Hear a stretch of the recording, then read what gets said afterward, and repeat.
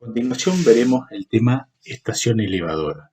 Las estaciones de bombeo o las estaciones elevadoras conforman el sistema de recolección de líquidos cloacales y están integrados por un conjunto de equipos e instalaciones electromecánicas montados en una obra civil.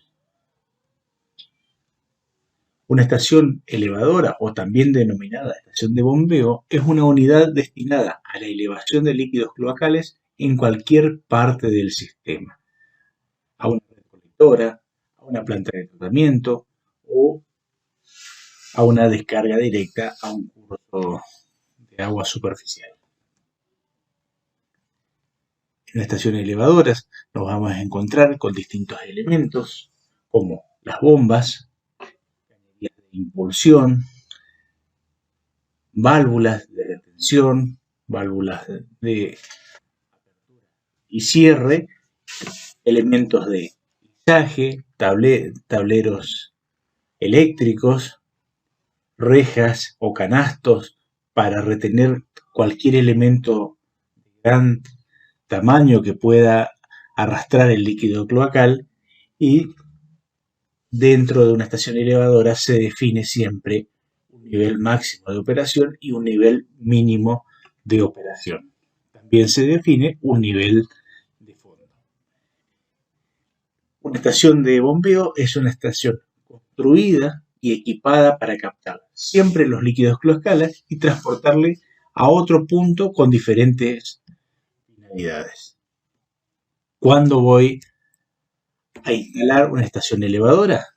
Cuando la topografía del terreno es tal que los colectores requieren de grandes tapadas.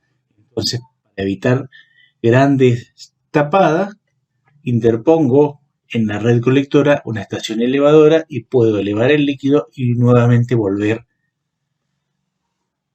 a escurrir dentro de la red ese líquido cloacal simplemente a gravedad. En caso contrario, como ustedes observan en la figura, requeriría grandes tapadas que van a estar condicionadas al tipo de suelo, a la presencia de napas freáticas que podrían llegar a dificultar la construcción de esa colectora.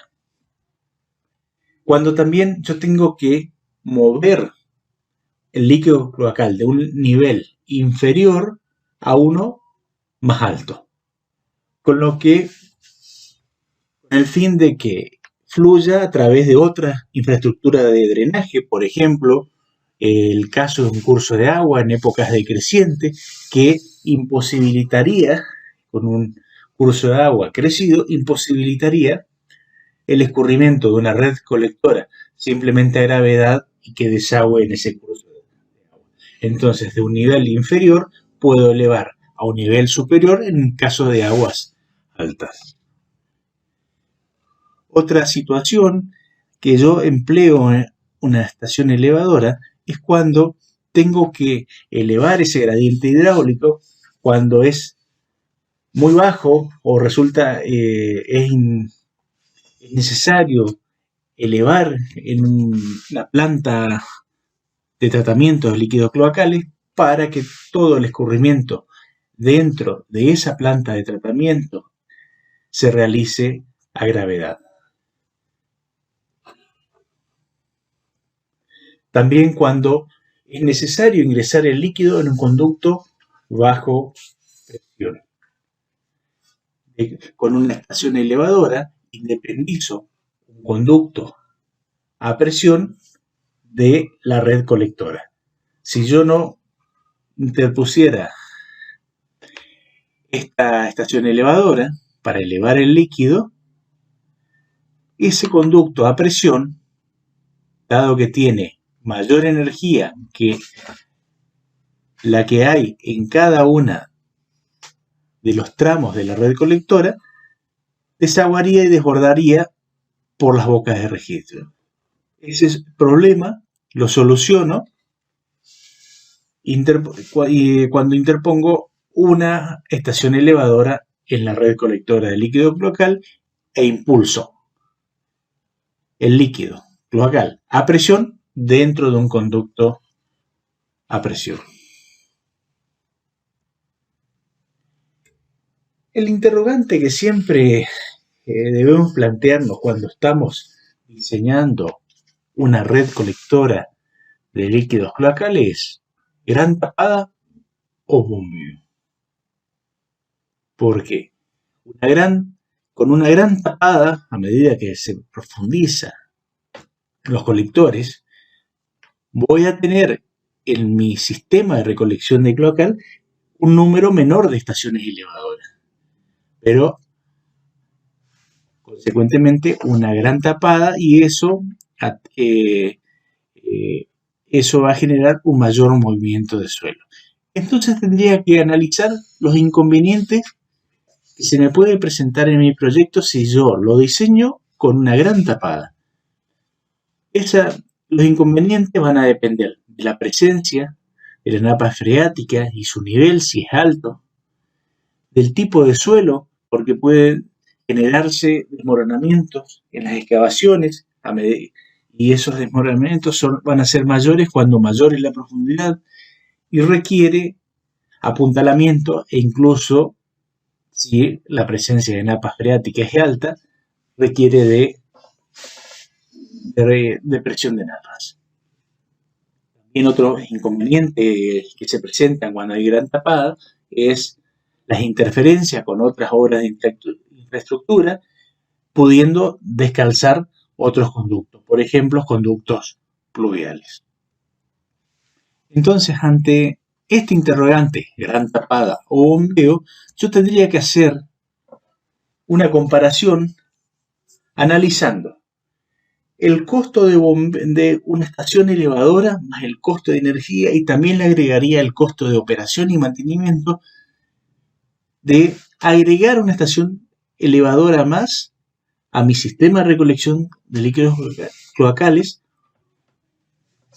y comparar el costo de excavación profunda si no agregara, como pueden ver en el ejemplo, esta estación elevadora con una excavación más profunda, pero siempre atendiendo los inconvenientes que se pueden generar con una gran tapada, que van a estar supeditadas al tipo de suelo, a la presencia de napas freáticas altas. Posiblemente este mayor costo de excavación me va a dar una obra inicialmente más cara en lo que respecta a la excavación para la colocación de redes colectoras. Pero comparado con el costo de construir una estación elevadora más el costo de energía más el costo de mantenimiento, a veces se compensa, y si el tipo de suelo me permite, yo puedo propender en mi diseño a una excavación mucho más profunda y suprimir una estación elevadora en mi diseño.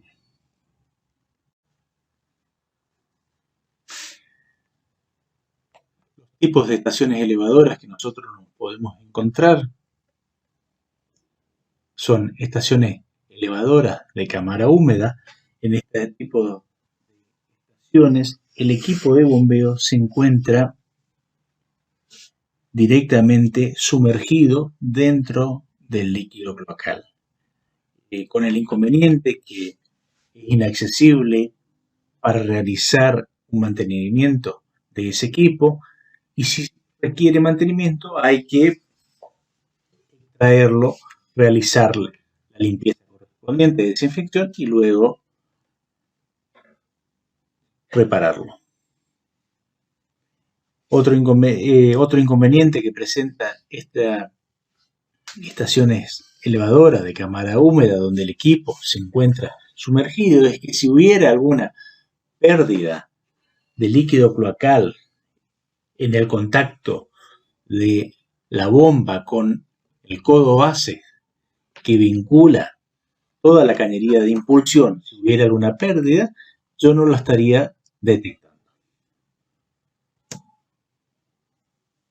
Otro tipo de estación de bombeo es la estación con cámara húmeda y cámara seca, en donde el equipo de bombeo se encuentra en una cámara totalmente seco, uno visualiza todo el equipo de bombeo. Si hubiera alguna pérdida, uno lo detecta, lo ve, y la cámara húmeda está en otro compartimiento.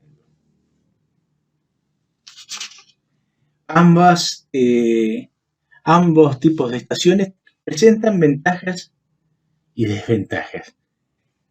Una ventaja que presenta la estación elevadora con cámara húmeda y cámara seca es que si el caudal afluente con el paso del tiempo se incrementara, yo podría transformar esta estación elevadora de cámara seca, cámara húmeda, en una estación elevadora de cámara húmeda. Simplemente haciendo una apertura en este tabique que divide ambas cámaras.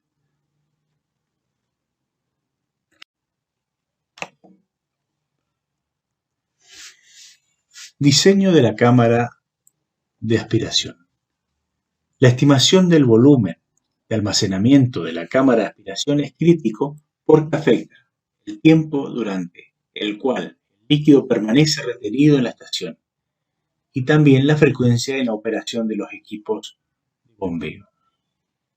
Este volumen debe ser lo más pequeño que se pueda para evitar la septización del líquido y debe ser lo suficientemente grande para permitir que los periodos de arranque sucesivo de los equipos de bombeo no se produzcan recalentamientos en los motores eléctricos.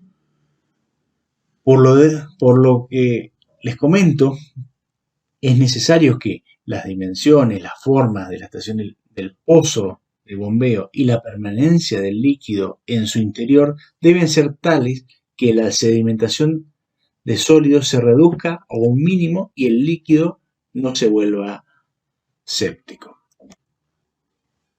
Para el diseño de una cámara de aspiración, en el caso más sencillo, el caso con una sola bomba en funcionamiento, el volumen útil de la cámara de aspiración está definido físicamente por los niveles máximo, coincidente con el arranque de la electrobomba, y el nivel mínimo con el nivel de parada de la bomba. El volumen útil es lo que yo voy a determinar para poder dimensionar toda la estación elevadora. A partir de determinar ese volumen, a ese volumen yo le doy formas y dimensiones y todo el diseño de la estación elevadora va a girar alrededor de las formas y dimensiones que yo les dé a ese volumen útil. Ese volumen útil está definido siempre por el caudal de bombeo, QB, que siempre va a ser mayor que el caudal afluente. También ese volumen útil va a estar definido por la máxima frecuencia de arranque por hora admitido por los motores, y eso se los brinda el fabricante. En este diagrama de flujos ustedes pueden ver el ciclo de operación. ¿Cómo se interpreta ese ciclo de operación? Iniciando en el punto cero con la bomba detenida, el caudal afluente QA hace ascender el nivel en la cámara y en el tiempo TP, tiempo de parada o tiempo de llenada. En ese tiempo se alcanza el nivel de arranque en el punto 1 y en ese momento el nivel comienza a descender dado que el caudal de bombeo QB es mayor que el caudal afluente. El resultado es un caudal neto de extracción igual a la diferencia entre el caudal de bombeo y el caudal afluente. Durante ese tiempo de funcionamiento de la bomba, el nivel desciende hasta el punto cero, deteniéndose la bomba e iniciando nuevamente el ciclo de llenado y nuevamente de vaciado. Para entender esto un poquito, tengo una estación elevadora en donde ingresa un caudal afluente y el tiempo de llenado es coincidente con el tiempo de parada de la bomba. Cuando se ha llenado esa estación elevadora, inmediatamente comienza a funcionar la bomba, erogando un caudal de bombeo QB y procediendo al vaciado en un tiempo TF. Ambos tiempos, tiempo de parada más tiempo de funcionamiento sumado, van a definir el tiempo de ciclo TC de todo el sistema de bombeo. También definimos la frecuencia como la inversa de ese tiempo de ciclo. Durante el tiempo de P, tiempo de parada de la bomba, tiempo de llenado podemos también llamarlo, ese tiempo se define como la relación entre el volumen útil y el caudal afluente. El tiempo de funcionamiento o tiempo de vaciado se define como la relación entre el volumen útil menos el caudal neto de extracción dado por la diferencia entre el caudal de bombeo menos el caudal afluente. Sumado esos dos tiempos, yo sumo estos dos tiempos y multiplico y divido a la expresión por caudal de bombeo y voy a obtener esta que escrita de esta forma, en donde K no es nada más que la relación entre el caudal afluente y el caudal de bombeo. Yo puedo demostrar matemáticamente que la duración de ese ciclo de operación tiene una variación parabólica. Tiene una duración parabólica y la menor duración del ciclo ocurre cuando el caudal afluente es la mitad del caudal de bombeo. Eso podemos verlo graficando el tiempo, considerando que el volumen útil y el caudal de bombeo es una constante siempre para una instalación. Yo puedo graficarlo. Grafico el tiempo de funcionamiento, el tiempo de parada y la suma de los dos se puede ver que tiene una variación parabólica.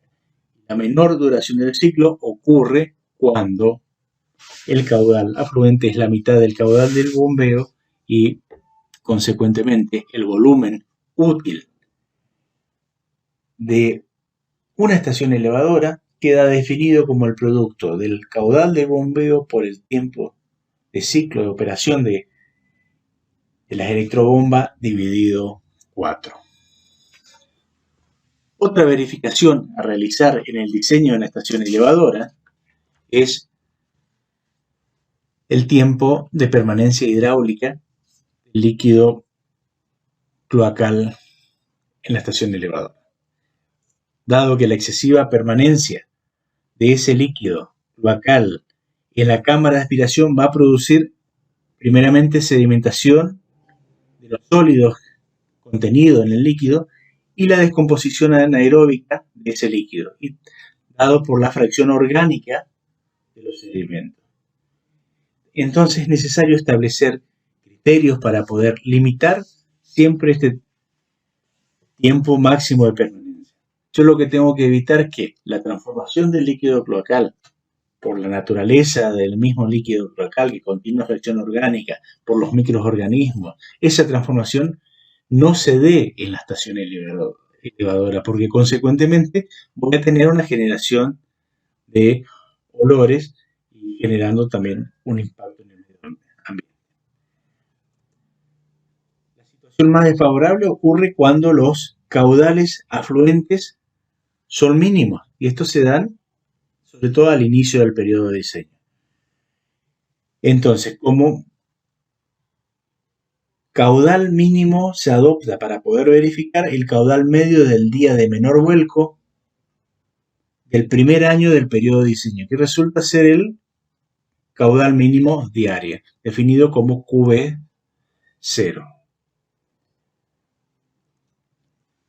El tiempo de permanencia máximo se determina en función de esta expresión, en donde el QB corresponde al caudal mínimo diario y el QB, para poder dimensionar, corresponde al caudal de bombeo para el año 10. Dado que inicialmente yo voy a dimensionar las instalaciones electromecánicas para un periodo de diseño de 10 años.